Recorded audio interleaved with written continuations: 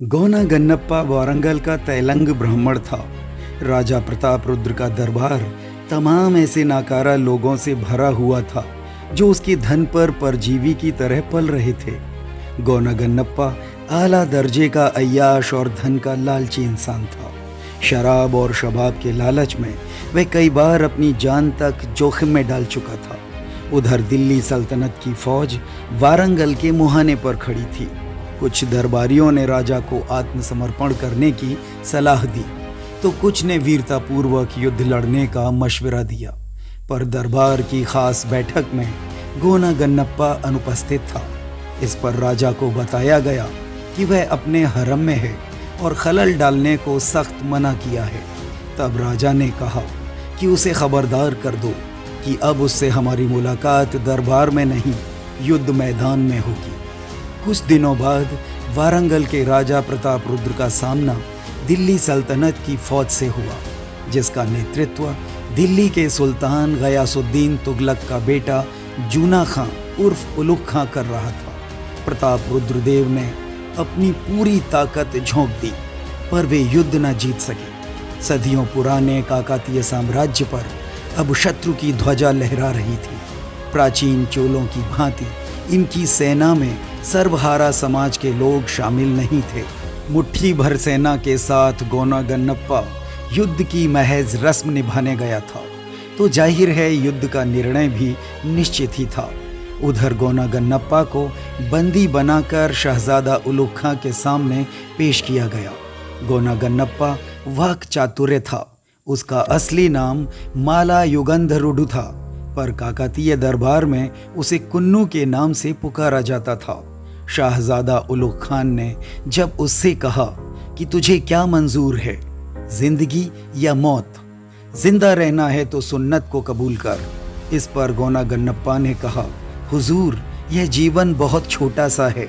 फिरकों के जाल में फंसकर इसे व्यर्थ गंवाने का कोई मतलब नहीं। मैं एक ब्राह्मण हूँ, इसलिए ईश्वर के अस्तित्व के बारे में मुझसे बेहतर कोई नहीं जान सकता। बेशक मैं इस्लाम कबूल करूँगा और ताउम्र वफादारी से आपकी खिदमत करूँगा। गन्नप्पा की बेबाकी और साफगोई से शाहजादा उलुग खां बेहद प्रभावित हुआ। 1323 ईस्वी में गन्नप्पा के इस्लाम कबूल कर लेने के बाद शाहजादा उलुग खां ने उसे नया नाम दिया, मलिक मकबूल। मलिक मकबूल उलुग खां का विश्वास पात्र बन गया। उसने काकतीय साम्राज्य से संबंधित लगभग प्रत्येक गुप्त बातें शहजादे को बताईं। इसी दौरान शहजादा उलुग खां को खबर हुई कि दिल्ली में उसके पिता सुल्तान गयासुद्दीन तुगलक की मौत हो गई है। शहजादे ने बिना देर किए मलिक मकबूल को वारंगल का गवर्नर तैनात कर दिया और खुद दिल्ली के लिए रवाना हो गया। दिल्ली पहुंचकर शहजादे को यह एहसास हुआ कि वह तेलंगाना के स्थानीय हिंदू सरदारों की साजिशों का शिकार हो गया है। सुल्तान तो बिल्कुल सेहतमंद हैं। इस पर शहजादे ने मलिक मकबूल को खत लिखकर हुक्म दिया कि वह षड्यंत्रकारियों को सबक सिखाए, पर तेलंगाना के हिंदू सरदारों को एक मुसलमान मकबूल की सरपरस्ती बिल्कुल भी पसंद नहीं आ रही थी। उन्होंने संगठित होकर मकबूल का सामना किया, लिहाजा मकबूल अपनी जान बचाकर दिल्ली भाग आया। इस वक्त तक शहजादा उलुग खां उर्फ जूना खां फखरुद्दीन मोहम्मद बिन तुगलक के नाम से दिल्ली का सुल्तान बन चुका था। सुल्तान मोहम्मद बिन तुगलक ने उसे मुल्तान की जागीर दे दी, जिसका शासन प्रबंध उसने बड़ी ही कुशलता के साथ संचालित किया। सुल्तान के जिंदा रहने तक वह उसका वफादार सेवक बना रहा। उधर मलिक मकबूल ने अपने भविष्य को देखते हुए सुल्तान मोहम्मद तुगलक के भतीजे फिरोज के साथ भी अपने रिश्ते मजबूत बनाने शुरू कर दिए। वह जानता था कि सुल्तान की मौत के बाद फिरोज ही उसका असल वारिस होगा। मोहम्मद बिन तुगलक के कहने पर मकबूल ने एक विशाल सेना लेकर भड़ौच की बगावत का दमन किया और बागियों को मौत के घाट उतार दिया और लूट का अकूत खजाना दिल्ली भेजा।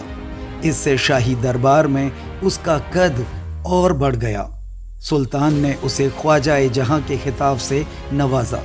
मलिक मकबूल शरिया के कानूनों को बाहर्फ अमल में लाता था। वह आला दर्जे का अय्याश इंसान था। वह जहाँ भी जंग लड़ने जाता वहाँ से खूबसूरत लड़कियों को गुलाम बनाकर मुताहनामा पढ़वाकर अपने हरम में शामिल कर लेता था। इससे उसका हर ऐब छिपा रहता था। उसका हरम सुल्तान के हरम से कम न था। कहा जाता है कि उसके हरम में हर जाति हर मजहब की 2000 लौंडी बांदियाँ और कनीज़ें मौजूद थीं और उनसे अनेक बेटे बेटियाँ थीं। वह शराब भी बुखारा और समरकंद की पसंद करता था। इस्लाम न कबूल करने वाले हिंदुओं को वह यह कहकर समझाता था कि जो तफरी और सुकून यहाँ है वो वहाँ नहीं है। मुझे ही देख लो, दुनिया का हर ऐशो आराम मेरे कदमों में बिखरा है। आखिर जान है तो जहान है।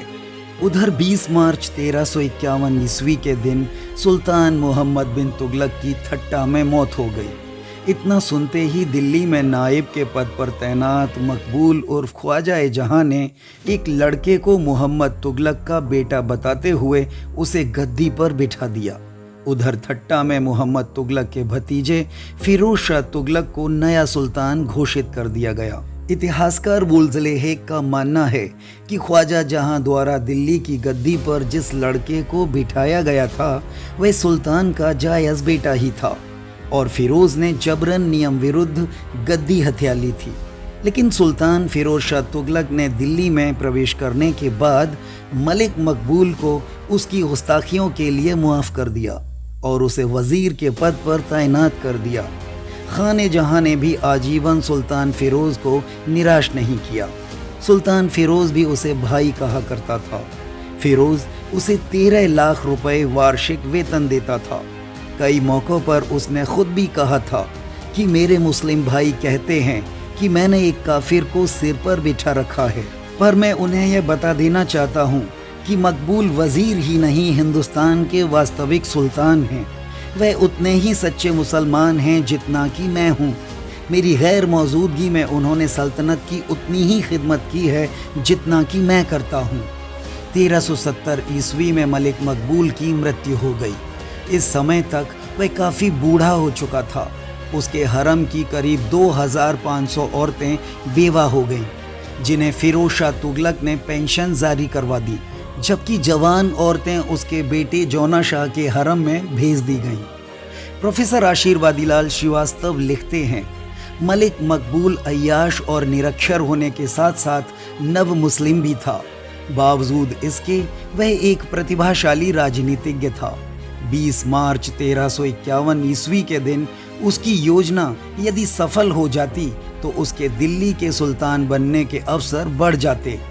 मकबूल की मृत्यु के बाद सुल्तान फिरोज तुगलक ने उसके बेटे जौना शाह को नया वजीर बना दिया और उसे भी अपने पिता की खाने जहां की उपाधि से नवाजा, लेकिन गद्दारी करने की वजह से उसका कत्ल करवा दिया।